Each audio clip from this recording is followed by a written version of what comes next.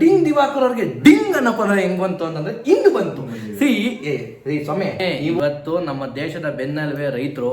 So ಅವ್ರು ಇರೋದ್ರಿಂದನೇ ನಮ್ಮ ದೇಶದ ಎಕಾನಮಿ ಆಗಿರ್ಬೋದು, ಸಾಕಷ್ಟು blah blah blah globalisation, urbanisation, ಅದು ಇವು ಏನೇನೆಲ್ಲ ಹೇಳ್ತಿರಲ್ಲ ಸ್ವಾಮಿ, ಅವೆಲ್ಲ ಸ್ವಾಮಿ ಆಮೇಲೆ ಹೇಳ್ತೀನಿ, ಆಫ್ಟರ್ ಕ್ಯಾಮ್ರಾ ಹೇಳ್ತೀನಿ. ಹಿಂಗೆ ಹೋಗ್ತಿರ್ತೀನಿ, ಚರಂಡಿ ನಂಗೆ ಅಡ್ಡ ಬರುತ್ತೆ. ಇವಾಗ ನೀವ್ ಹೇಳಿ ಯಾರು ತಪ್ಪು?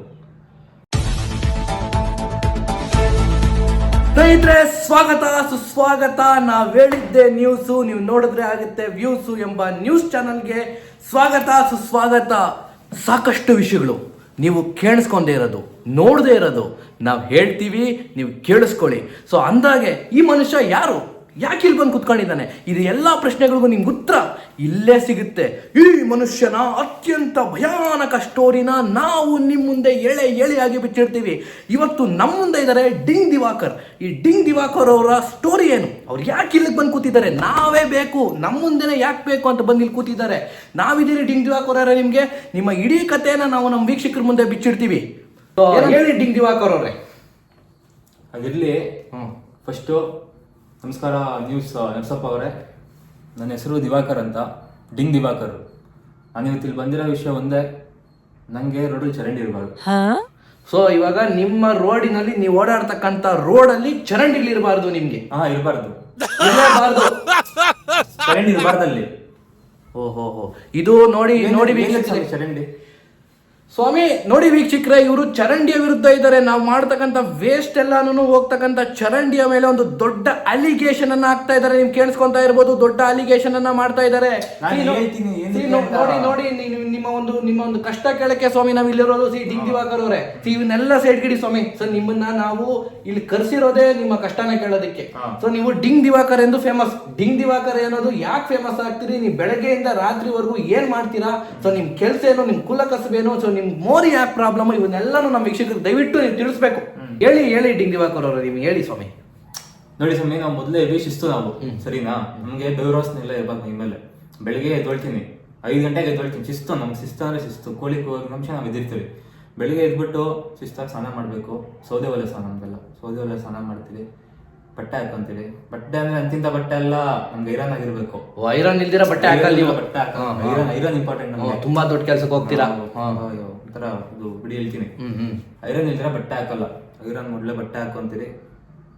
ಎಲ್ಲ ಆಗೋಷ್ಟರಲ್ಲಿ ಇದು ಟಿಫನ್ ರೆಡಿ ಇರುತ್ತೆ ನಮ್ಗೆ, ಸರಿನಾ? ಏನ್ ಸ್ವಾಮಿ ಟಿಫನ್? ನಮಗೆ ಮಾಮೂಲಿ ಇದ್ದೆ, ಇದು ಮುದ್ದೆ, ಯಾವಾಗ ನಾಟಿ ಸಾರು, ಇಲ್ಲ ಅಂದ್ರೆ ಬಸ್ಸಾರು, ಏನೋ ಮಾಡಿರ್ತೀವಿ. ಒಳ್ಳೆ ಮುದ್ದೆ, ಬೆಳಿಗ್ಗೆ ಒಂದು ಮುದ್ದೆ ಇರ್ಬೇಕು. ಮುದ್ದೆ ಇಲ್ಲ ನಮ್ ಜೀವನ ಸ್ಟಾರ್ಟ್ ಆಗಲ್ಲ, ಸರಿನಾ? ಮುದ್ದೆ ತಿಂತೀರಿ. ಇವರು ಬಹಳ ಶಿಸ್ತಿನ ಮನುಷ್ಯರು ಇದ್ದಂಗಿದ್ದಾರೆ. ಸೊ ಇವರು ತುಂಬಾ ಅಂದ್ರೆ ತುಂಬಾ ಬೆಳಗ್ಗೆನೆ ಎದ್ದು ಊಟ ಗೀಟ ಎಲ್ಲ ಟೈಮ್ ಇಸ್ತ್ರಿ ಹಾಕಿರೋ ಬಟ್ಟೆ ಎಲ್ಲ. ಆಮೇಲೆ ಏನ್ ಮಾಡ್ತೀರಾ ಹೇಳಿ, ಯಾವ್ದೋ ದೊಡ್ಡ ಕೆಲ್ಸಕ್ಕೆ ಹೋಗ್ತೀರಾ ನೀವು ಹೇಳಿ? ಬೆಳಿಗ್ಗೆ ಶಾರ್ಪ್ 9:30 ಮನೆ ಬಿಡ್ತೀನಿ, ಹೋಗ್ತೀನಿ ನಡ್ಕೊಂಡು. ಕರೆಕ್ಟಾಗಿ 10 ಗಂಟೆ. ಬೆಳಿಗ್ಗೆ ಏನ್ ಜನ ಸ್ವಾಮಿ ಅಲ್ಲಿ ನಿಂತ್ಕೊಬೇಕು ಅಂದ್ರೆ ಅದಕ್ಕೆಲ್ಲ ಬಹಳ ಪೇಷನ್ಸ್ ಇರ್ಬೇಕು, ನನ್ಗೆ ಗೊತ್ತಾಗಲ್ಲ ಅದೆಲ್ಲ. ಬೆಳಿಗ್ಗೆ 10 ಗಂಟೆಗೆ ನಿಂತ್ಕೊಂತೀನಿ ಸ್ವಾಮಿ, ನಮ್ ದೇವಸ್ಥಾನ ಮುಂದೆ ನಿಂತ್ಕೊಂತೀನಿ. ನೀವು ಕೆಲ್ಸಕ್ಕೆ ಹೋಗಿನ ಮುಂಚೆ ದೇವಸ್ಥಾನ ಅಂದ್ರೆ ಇದು ಸ್ವಾಮಿ, ಬಾರು. ಇವಾಗ ನೀವು ಲೈನಲ್ಲಿ ನಿಂತ್ಕೊಳ್ಳೋದು ಬಾರಾಗ. ಇನ್ನೇನ್ ಇವಾಗ ಏನಿಲ್ಲ, 10 ಗಂಟೆ ಸ್ಟಾರ್ಟ್ ಆಗ್ತಿದ, 10 ಗಂಟೆಗೆ ಓಪನ್ ಮಾಡ್ತಾರ ಅವ್ರು. 10 ಗಂಟೆಗೆ ಓಪನ್ ಮಾಡಿದ್ರೆ ಆ ಲೈನಲ್ಲಿ ಹೋಗಿ ತಗೊಳಕ್ 10:30 ಆಗ್ತಿದೆ, ಸರಿನಾ? 10:30 ಹೇಳ್ತೀನಿ ಇರಿ ಸ್ವಾಮಿ ನಿಮ್ಗೆ. 10:30 ತಗೊಂತೀನಿ. 10:30 ತಗೊಂಡು ಎಲ್ಲ ತಗೊಂಡು ಶಿಸ್ತಾಗಿ ಕುಂತ್ಕೊಂತೀನಿ. ಕುಂತ್ಕೊಂಡು ಸಾಯಂಕಾಲ ಅವರು ಡಿಂಗ ಕುಡಿತೀನಿ. ಇನ್ ಹೆಂಗ್ ಬಂತ ಅನ್ಕೊಂಡ್ರೆ ನಾನು ಡಿಂಗ್ ದಿವಾಕರ್ ಅಂತ.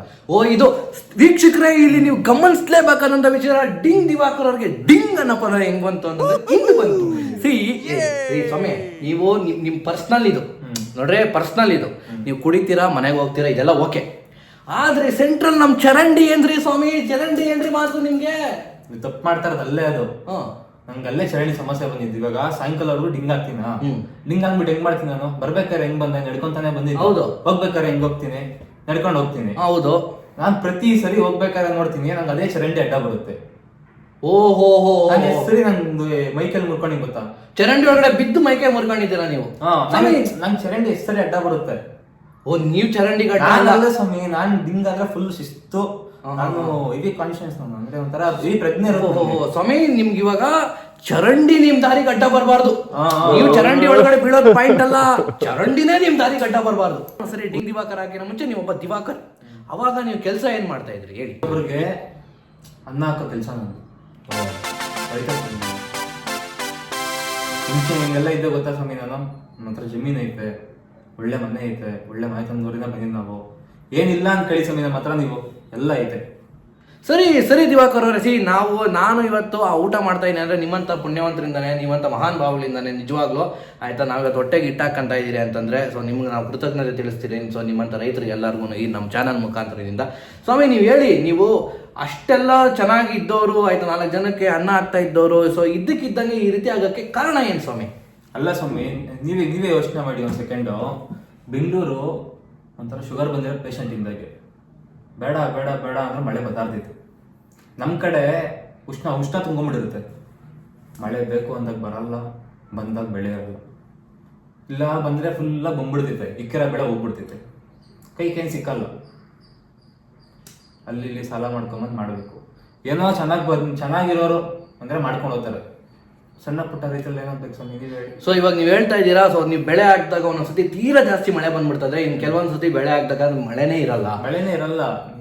ಸೊ ನೀವು ಇವಾಗ ಹಂಗೋ ಹಿಂಗೋ ಸಾಲ ಮಾಡಿ ಬೆಳೆ ತೆಗಿತೀರಾ ಅನ್ಕೊಳ್ಳಿ, ಸೊ ನಿಮ್ಗೆ ಒಳ್ಳೆ ಬೆಲೆ ಸಿಗುತ್ತೆ, ಅದಕ್ಕೆ ರೇಟ್ಗಳು ಸಿಕ್ಕಲ್ಲ ಸ್ವಾಮಿ.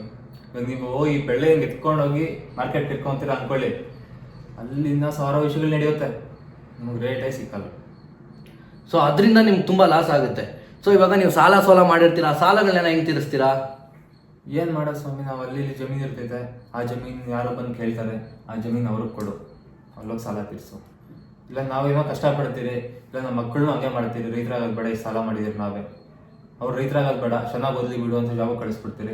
ವೀಕ್ಷಕರೇ, ನೀವು ಕೂಡ ಇದನ್ನ ಮಂದಟ್ ಮಾಡ್ಕೊಬೇಕು. ಸಾಲ ಮಾಡಿ ಬೆಳೆ ಸಿಗದೆ ಇದ್ದಾಗ ಎಲ್ಲಿ ಹೋಗ್ತಾನೆ ಪಾಪ ರೈತರು, ಎಲ್ಲಿ ಹೋಗ್ತಾರೆ? ಸೊ ಅದರಿಂದನೇ ಈ ಆತ್ಮಹತ್ಯೆಗಳು ಇವೆಲ್ಲ ನಡೀತಾ ಇರೋದು.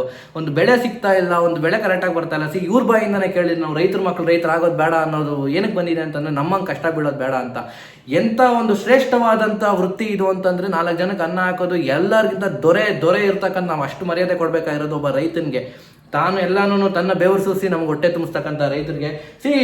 ದಿವಾಕರ್ ಅವರೇ, ನಾನು ನಿಮ್ಗೊಂದು ಪ್ರಶ್ನೆ ಕೇಳಕ್ಕೆ ಇಷ್ಟಪಡ್ತೀನಿ. ಸೊ ನಮ್ಮ ವೀಕ್ಷಕರು ಎಲ್ಲರೂ ಇಲ್ಲಿದ್ದಾರೆ, ಯಾಕಂದ್ರೆ ಸಾಕಷ್ಟು ಜನಕ್ಕೆ ಈ ವಿಷಯ ಗೊತ್ತಾಗಬೇಕಾಗಿದೆ. ಸೊ ರೈತರು ಅಂತಂದ್ರೆ ನಾವೊಂದು ವಿಷಯ ನೋಡಿದ್ರಿ ರೀಸೆಂಟಾಗಿ ನಮ್ಮ ಮಾಧ್ಯಮಗಳಲ್ಲಿ, ಬೇರೆ ಮಾಧ್ಯಮಗಳಲ್ಲಿ, ನಾವು ಹತ್ರ ವಾಹಿನಿಗಳದೆಲ್ಲನೂ ನಾವು ಬಹಳ ಸೂಕ್ಷ್ಮವಾಗಿರ್ತೀವಿ. ಸೊ ಯಾವುದೋ ಒಂದು ದೊಡ್ಡ ಮಾಲಲ್ಲಿ, ಬ್ಯಾಂಗ್ಳೂರ್ ಪೇಟೆನಲ್ಲಿ ಯಾವುದೋ ಒಂದು ದೊಡ್ಡ ಮಾಲಲ್ಲಿ ಒಬ್ಬ ರೈತ ಒಳಗಡೆ ಹೋಗ್ಬೇಕು ಪಂಚೆ ಉಟ್ಕೊಂಡು ಅನ್ನೋದು ಬಿಟ್ಟಿಲ್ಲ ಅನ್ನೋದು. ಸೊ ಈ ಒಂದು ಇದು ಕೇಳಿ ಇದೆಲ್ಲ ಕೇಳಿಸ್ಕೊಂಡಾಗ ನಿಮ್ಗೆ ಏನ್ ಅನ್ಸುತ್ತೆ? ಸಖತ್ ಬೇಜಾರಾಗುತ್ತೆ ಸ್ವಾಮಿ. ಇವಾಗ ಅಲ್ಲಿ ಅವ್ರೇನ ಮಾರ್ತಾ ಇರ್ಬೋದು, ಇವಾಗ ಅವರು ತಿನ್ನೋ ಅನ್ನ ಅಂತಾನೆ ಎಲ್ಲಿಂದ ಬರುತ್ತೆ? ನಿಮ್ಮಂತವ್ರು ಬೆಳೆಯೋದೆ ಸ್ವಾಮಿ. ಅಂತವ್ರನ್ನೇ ಬಿಟ್ಟಿಲ್ಲ ಅಂದ್ರೆ ಹೆಂಗೆ ಸ್ವಾಮಿ? ಸೊ ಇನ್ನೊಂದು ಮುಖ್ಯವಾದ ಸುಮ್ಮನೆ ಬಂದವ್ರೆ. ನೀವಾಗಿದ್ದಿದ್ರೆ ಡಿಂಗ್ ದಿವಾಕರ್ ಅವರಾಗಿದ್ರೆ ಕತೆ ಬೇರೆ ಇರೋದು ಸ್ವಾಮಿ. ನಾನು ಇನ್ನೊಂದು ನಿಮ್ಗೆ ಕೇಳಕ್ ಇಷ್ಟಪಡ್ತೀನಿ. ಅದೆಲ್ಲಾನು ಇವತ್ತು ಕಟ್ಟಿರ್ತಕ್ಕಂಥ ದೊಡ್ಡ ಬಿಲ್ಡಿಂಗು, ಮ್ಯಾಲ್ಗಳು ಇವೆಲ್ಲ ಕಟ್ಟಿರೋದು ಯಾರ ಜಾಗದಲ್ಲಿ ಸ್ವಾಮಿ? ಯಾರ ಭೂಮಿಲಿ ಸ್ವಾಮಿ? ಈ ಫ್ಯಾಕ್ಟ್ರಿಗಳು ಸ್ವಾಮಿ. ಈ ರೈತರದ್ದು ಭೂಮಿಗಳಲ್ಲಿ ಫ್ಯಾಕ್ಟ್ರಿಗಳೆಲ್ಲ ಬರ್ತಾ ಇರ್ತವೆ. ಸೊ ಇದ್ರ ಬಗ್ಗೆ ನಿಮ್ದೇನು? ಯಾಕಂದ್ರೆ ಒಂದು ಒಳ್ಳೆ ಈಗ ಬರ್ಡ್ ಆಗಿರ್ತಕ್ಕಂಥ ಭೂಮಿಲಿ ಫ್ಯಾಕ್ಟ್ರಿ ಕಟ್ಟಲಿ ಒಂದು 4 ಜನಕ್ಕೆ ಉಪಯೋಗ ಆಗುತ್ತೆ, ಎಂಪ್ಲಾಯ್ಮೆಂಟ್ ಸಿಗುತ್ತೆ, ನಾನು ಒಪ್ಕೊಂತೀನಿ ಸ್ವಾಮಿ. ಆದರೆ ಒಂದು ಚಿನ್ನದಂಥ ಬೆಳೆ ತೆಗಿರ್ತಕ್ಕಂಥ ಭೂಮಿನ ಕೊಂಡ್ಕೊಂಡು ಅಲ್ಲಿ ಫ್ಯಾಕ್ಟ್ರಿನ ನಿರ್ಮಿಸೋದು ಎಷ್ಟು ಸರಿ ನಿಮ್ಮ ಪ್ರಕಾರ? ಅದು ಸರಿ ಇಲ್ಲ ಸ್ವಾಮಿ. ಬಟ್ ಅದು ಏನೋ ಇವಾಗ ಒಬ್ಬ ರೈತರಿಗೆ ಬೇರೆ ಇನ್ನೇನು ದಾರಿನೇ ಇರಲ್ಲ. ಅಂತ ಟೈಮಲ್ಲಿ ಬಂದು ಕೇಳ್ತಾರ, ಅವ್ರಿಗೂ ಸಾಲ ಇಷ್ಟೊಂದು ಇರ್ತೈತೆ, ಮಕ್ಳು ಮದುವೆ ಮಾಡಿಸ್ಬೇಕು, ಅವ್ರ ಎಜುಕೇಶನ್ ತುಂಬಾ ಇರ್ತೈತೆ, ಸರಿ ಆಯ್ತು ಅಂತ ಕೊಟ್ಬಿಡ್ತಾರೆ. ಇದ್ ಕಡೆ ರೈತರು ತಪ್ಪು ಅಂತ ಹೇಳಕ್ ಆಗಲ್ಲ ಸ್ವಾಮಿ. ರೈತರ ತಪ್ಪು ಅಲ್ಲೇ ಅಲ್ಲ ಇಲ್ಲಿ, ಯಾಕಂತಂದ್ರೆ ಆ ತರದ ಒಂದು ಸಿಚುವೇಶನ್ ಬಂದ್ಬಿಟ್ಟಿದೆ ಇಲ್ಲಿ. ಸಿಚುವೇಶನ್ ಆ ರೀತಿ ಆಗ್ಬಿಟ್ಟಿದೆ. ನನ್ನ ಹಿನ್ನೆಲೆ ಏನು ಸ್ವಾಮಿ? ನಮ್ದು ಒಂದು ರೈತಾಪಿ ಕುಟುಂಬನೇ, ನೀವು ಒಬ್ಬರು ರೈತರೇ. ದೊಡ್ಡ ಪೊಸಿಷನ್ ಇರ್ತಕ್ಕಂಥ ಡಾಕ್ಟ್ರು, ಇಂಜಿನಿಯರ್ಗಳು, ಅವರು ಹಿನ್ನೆಲೆ ಹುಡುಕಿ ಸ್ವಾಮಿ. ನೀವು 90% ಆಫ್ ದ ಜನ ರೈತರೇ ಆಗಿರ್ತಾರೆ ಸ್ವಾಮಿ. ಇವತ್ತು ನಮ್ಮ ದೇಶದ ಬೆನ್ನೆಲುಬೆ ರೈತರು. ಸೊ ಅವ್ರು ಇರೋದ್ರಿಂದನೇ ನಮ್ಮ ದೇಶದ ಎಕಾನಮಿ ಆಗಿರ್ಬೋದು, ಸಾಕಷ್ಟು blah blah blah globalisation, urbanisation, ಅದು ಇವು ಏನೇನೆಲ್ಲ ಹೇಳ್ತಿರಲ್ಲ ಸ್ವಾಮಿ, ಅವೆಲ್ಲನೂ ಸ್ವಾಮಿ ಆಮೇಲೆ ಹೇಳ್ತೀನಿ, ಆಫ್ಟರ್ ಕ್ಯಾಮ್ರಾ ಹೇಳ್ತೀನಿ. ಓಕೆ, ಅವೆಲ್ಲ ಯಾಕಂದ್ರೆ ಕ್ಯಾಮ್ರಾ ಮುಂದೆ ಹೇಳ್ತೀನಿ, ಅವೆಲ್ಲನೂ ಸ್ವಾಮಿ ದೇವಸ್ಥಾನದಲ್ಲಿ ಡಿಸ್ಕಸ್ ಮಾಡಿ. ಅವೆಲ್ಲನೂ ನಮ್ಮ ರೈತರಿಂದನೇ ಆಗಿರ್ತಕ್ಕಂಥ. ಸೊ ರೈತರಿಗೆ ನಾನು ಈ ವಿಡಿಯೋ ಮೂಲಕ, ಈ ವಿಡಿಯೋ ಮಾಡಿರ್ತಕ್ಕಂಥ ಉದ್ದೇಶನೇ ಸೊ ರೈತರಿಗೆ ಯಾವತ್ತಿದ್ರು ಹೈಯೆಸ್ಟ್ ರೆಸ್ಪೆಕ್ಟ್ ಸಿಗ್ಬೇಕು ಅಂತ ಇದು ಒಂದು ಸ್ಪೆಷಲ್ ವಿಡಿಯೋ. ಯಾಕಂದ್ರೆ ನನಗನ್ಸುತ್ತೆ ಸೊ ಎಲ್ಲರಿಗಿನ್ನ ಒಂದು ಹೈಯೆಸ್ಟ್ ರೆಸ್ಪೆಕ್ಟ್ ಸೊಸೈಟಿಲಿ ಒಬ್ಬ ರೈತರಿಗೆ ಸಿಗ್ಬೇಕು ಅಂತ. ಬಾರ್ಡರ್ ಅಲ್ಲಿ ಒಬ್ಬ ಸೈನಿಕ ತನ್ನ ಇಡೀ ಕುಟುಂಬನ ಬಿಟ್ಟು ಇಡೀ ದೇಶ ನನ್ನ ಕುಟುಂಬ ಅನ್ಕೊಂಡು ಹೇಗೆ ಕಾವು ಕಾಯ್ತಾ ಇರ್ತಾನೋ, ಸೊ ಅವ್ರನ್ನೂ ಸೇರಿಸಿ ಇಡೀ ಪ್ರಪಂಚಕ್ಕೆ ಹೊಟ್ಟೆ ಅಂತ ತುಂಬಿಸುವಂತ ಕೆಲಸ ಮಾಡೋದು ಒಬ್ಬ ರೈತ. ಸೊ ನಮ್ಮೆಲ್ಲರ ಹಿನ್ನೆಲೆನೂ ಹುಡ್ಕೊಂಡೋದ್ರೆ ನಾವು ಒಬ್ಬ ರೈತಾಪಿ ಕುಟುಂಬದಿಂದಾನೇ ಬಂದಿರ್ತೀವಿ. ಸೊ ಒಬ್ಬ ರೈತ ಇಲ್ಲ ಅಂತಂದ್ರೆ ನಾವೆಲ್ಲರೂ ಉಪವಾಸ ಸಾಯ್ಬೇಕಾಗುತ್ತೆ. ಸೊ ಎಷ್ಟೊಂದು ವಿಷಯಗಳ ಇನ್ಸಿಡೆಂಟ್ಗಳನ್ನ ಕೇಳಿದಾಗ ಸೊ ಮನ್ಸಿಗೆ ತುಂಬಾ ನೋವಾಗುತ್ತೆ. ಒಬ್ಬ ರೈತ ಆತ್ಮಹತ್ಯೆ ಮಾಡ್ಕೊಂಡಿದ್ದಾಗಲಿ, ಒಂದು ಬೆಳೆದಿರ್ತಕ್ಕಂಥ ಬೆಳೆಗೆ ಒಂದು ಕರೆಕ್ಟ್ ನಿಗದಿತ ಬೆಲೆ ಸಿಗದೆ ಇರಬೇಕಾದಂಥ ಸಂದರ್ಭದಲ್ಲಾಗಲಿ, ಸೊ ಎಷ್ಟೊಂದು ವಿಷಯಗಳು ಎಲ್ಲಿ ಒಬ್ಬ ರೈತನಿಗೆ ಒಂದು ಕರೆಕ್ಟಾಗಿ ಮರ್ಯಾದೆ ಸಿಗದಿರೋ ಟೈಮಲ್ಲಿ ನನಗಂತೂ ಬಹಳ ಬೇಸರ ಆಗುತ್ತೆ. ಸೊ ಈ ಒಂದು ಚಿಕ್ಕ ವಿಡಿಯೋ ನಮ್ಮ ಎಲ್ಲ ರೈತಾಪಿ ಬಂಧುಗಳಿಗೆ ಒಂದು ಸಮರ್ಪಣೆ. ಸೊ ನಾನು ನನ್ನ ಶಿರವಾಗಿ ನಿಮ್ಮ ಪಾದನ ಸ್ಪರ್ಶ ಮಾಡ್ತಾ ನಿಮಗೆ ನನ್ನ ಹೃದಯಪೂರ್ವಕವಾದ ಧನ್ಯವಾದಗಳು ಹೇಳ್ತೀನಿ. ಎಲ್ಲ ರೈತರಿಗೂ ಇವತ್ತು ನೀವಿರೋದ್ರಿಂದ ನಾವಿದ್ದೀವಿ. ಸೊ ತುಂಬ ತುಂಬ ತುಂಬ ತುಂಬ ತುಂಬ ಹೃದಯದ ಧನ್ಯವಾದಗಳು. ಇದು ಬಿಟ್ಟರೆ ನಿಜವಾಗ್ಲೂ ನನಗೆ ಏನು ಹೇಳಬೇಕು ಅಂತ ಗೊತ್ತಾಗ್ತಾ ಇಲ್ಲ. ಸೊ ಇದೇ ರೀತಿಯಾದಂಥ ವಿಡಿಯೋಗಳನ್ನ ನಾನು ಸಾಕಷ್ಟು ಮುಂದೆ ತರೋಕ್ಕೆ ಪ್ರಯತ್ನ ಮಾಡ್ತೀನಿ. ಸೊ ಈ ವಿಡಿಯೋ ಇಷ್ಟ ಆಗಿದ್ರೆ ಒಂದು ಲೈಕ್ ಮಾಡಿ. ಸೊ ನಿಮ್ಮ ರೈತಾಪಿ ಬಂಧುಗಳಿಗೆ ಈ ವಿಡಿಯೋನ ಶೇರ್ ಮಾಡಿ, ಅವ್ರಿಗೂ ಒಂದು ಥ್ಯಾಂಕ್ಸ್ ಹೇಳಿ. ಸೊ ಎಲ್ರಿಗೂ ಒಳ್ಳೇದಾಗಲಿ. ಮತ್ತೊಂದು ವಿಡಿಯೋ ಜೊತೆಗೆ ನಿಮ್ಮೆಲ್ಲರನ್ನೂ ಭೇಟಿ ಆಗ್ತೀನಿ. ಅದುವರೆಗೂ ಚೆನ್ನಾಗಿರಿ, ಖುಷಿಯಾಗಿರಿ, ಎಲ್ಲರೂ ಆರಾಮಾಗಿರಿ. Take care, see you soon, bye.